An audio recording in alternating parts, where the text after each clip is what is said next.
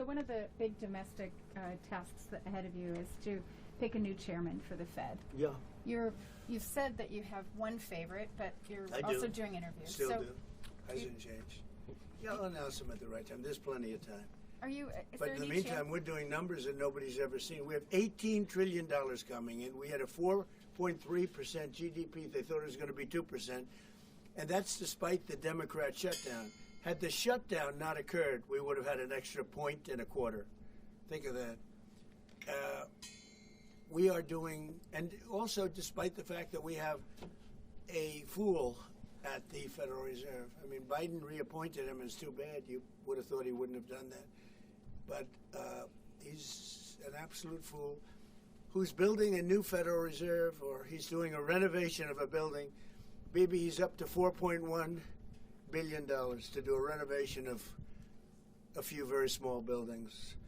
It's the highest price in the history of construction. He's spending more money than any building has ever spent per square foot on the renovation of, as an example, I'm doing a magnificent, big, beautiful ballroom that the country has wanted, the White House has wanted for 150 years. It's a massive job, and it's a tiny fraction of that number.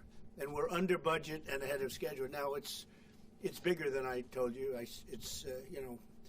After realizing we're going to do the inauguration in that building, it's got all bulletproof glass. It's got all drone, they call it drone-free roof. So drones won't touch it. It's a big, beautiful, safe building. But it's a big project for a tiny fraction of that. We're under budget and ahead of schedule. And they've wanted it for 150 years. Think of it, the Federal Reserve building, 2 buildings there, they don't know what they're doing. They're way over budget. I mean, almost, this was built during the Biden administration, and I rode by it the other day, and it's headed by the head of the Federal Reserve. Too late, too late, Powell. Too late because he's always too late with interest rates, except before the election he was too early because that would have helped. That was supposed to help get her elected. It had no impact. We won all 7 swing states. So what do you think of? But no. We're thinking about bringing a suit against Powell for incompetence. Because think of it, these aren't outstanding buildings. These are small buildings. He's at $4 billion more. It's going to end up costing more than $4 billion. $4 billion. It's the highest price of construction. Again, Democrats, highest price of construction per square foot in the history of the world. There's never been.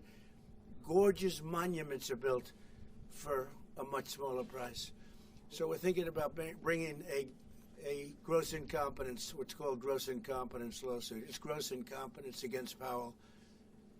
And it was his baby. And the guy's just incompetent. I mean, there's nothing you can do about it. He's just a very incompetent man. But we're going to probably bring a lawsuit against him.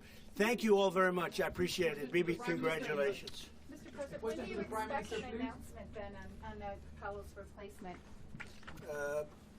January sometime.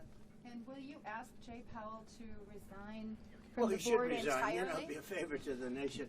But he's come close. I mean, we're getting pretty close. I would fire him. I'd love to fire him, but we're so close. Maybe.